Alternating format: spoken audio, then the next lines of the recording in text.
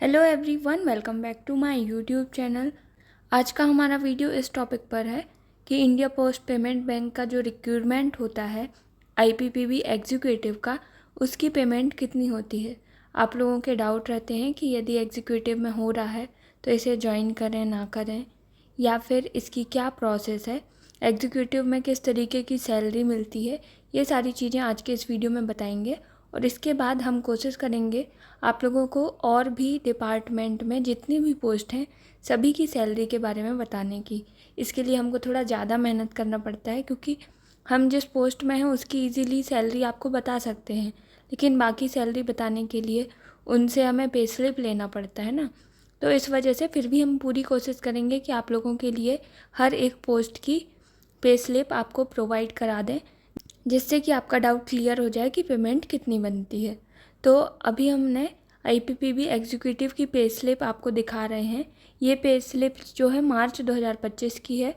तो IPPB executive में यदि आप बनना चाहते हैं तो इसके लिए सबसे पहली बात कि आपको पहले तो एग्ज़ाम देना पड़ता था। 2024 तक क्या था, एग्ज़ाम बेस्ड होते थे इसके एग्जीक्यूटिव में रिक्रूटमेंट। लेकिन इस बार जो दिसंबर में जो रिक्रूटमेंट हुआ है 2024 में ही, इसमें आपको डायरेक्ट ग्रेजुएशन के परसेंटेज से ले लिया गया था। तो इस तरीके से एग्जीक्यूटिव की पोस्ट पर रिक्रूटमेंट होता है। इसमें आप देखेंगे कि इनकी सैलरी बनती है 30,000 रुपये। इसके बाद 516 रुपये कुछ डिडक्शन होता है, जैसे कि टैक्स हो गया, ग्रुप इंश्योरेंस हो गया, सर्विस डिस्चार्ज बेनिफिट, इस तरीके के ये कुछ डिडक्शन होते हैं। इसके बाद इन हैंड सैलरी 29,484 रुपीज़ इनकी बनी है। तो यही सबकी बनती है। आईपीपीबी एग्जीक्यूटिव जो भी हैं उनको इन हैंड सैलरी 30,000 मिलती ही है, आप ये मान के चलें। और इसके बाद भी बहुत सारे अलाउंस मिलते हैं, तो इनकी सैलरी लगभग 35,000 तक बन जाती है।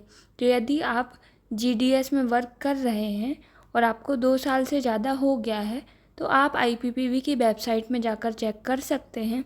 जब भी इसका रिक्रूटमेंट आएगा आप उसका फॉर्म फिल कर दीजिएगा। इसका रिक्रूटमेंट आता रहता है आईपीपीबी एग्जीक्यूटिव का। अभी लास्ट 2 महीने पहले फिर से रिक्रूटमेंट आया था, जिसमें एमपी सर्कल का नाम नहीं था लेकिन बाकी अदर सर्कल का नाम था। तो आप यदि जीडीएस में वर्क कर रहे हैं, 2 साल का एक्सपीरियंस है, तो आप इसका फॉर्म फिल करके आगे बढ़ सकते हैं। लेकिन मैं बता दूं कि ये जो है ये हमारे डिपार्टमेंट का मतलब रेगुलर अभी भी नहीं है। आईपीपीबी एग्जीक्यूटिव एक कॉन्ट्रैक्ट बेस पर जॉब है। इसको आपको 3 साल के लिए अपॉइंट किया जाता है। इसके बाद आपको वापस फिर से भेज सकते हैं। लेकिन मैंने ऐसा देखा भी है कि कुछ लोग 2018 से अभी तक भी आईपीपीबी एग्जीक्यूटिव में वर्क कर रहे हैं। तो दोनों चीज़ें देखने को मिल सकती हैं, आपके काम के ऊपर है। यदि आप इसमें ज्वाइन होते हैं और अच्छा काम करते हैं तो आपको कंटिन्यू भी रख सकते हैं और इसके बाद आप प्रमोशन भी ले सकते हैं। ऐसा नहीं है कि आप जीडीएस के बाद इसमें ज्वाइन कर लेंगे आपकी जो है सीनियरिटी कम हो जाएगी, ऐसा बिल्कुल नहीं है। इसकी काउंटिंग अपने डिपार्टमेंट में ही होगी। तो यदि आपका इसमें सिलेक्शन होता है तो आप ज़रूर ज्वाइन करें। आपको मैं मंथली इनकम बता दूं तो कम से कम 35,000 रुपये ये इनकम होगी ही। तो ये जॉब भी बहुत बढ़िया है और इसके बाद आप एमटीएस पोस्टमैन में भी प्रमोशन ले सकते हैं। और यदि आपको कोई भी डाउट हो तो कमेंट करके ज़रूर बताएं। नेक्स्ट वीडियो किस टॉपिक पर लाया जाए ये भी ज़रूर बताएं। और ये वीडियो कैसा लगा है आप इस बारे में भी अपनी राय ज़रूर दें। और यदि आप प्रमोशन एग्ज़ाम से रिलेटेड कुछ भी जानकारी चाहते हैं तो VIP post office Telegram channel को फॉलो कर लें। वहाँ आपको बहुत सारी इन्फॉर्मेशन मिलती रहेगी प्रमोशन से रिलेटेड।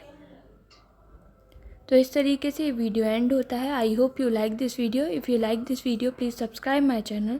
Thanks for watching.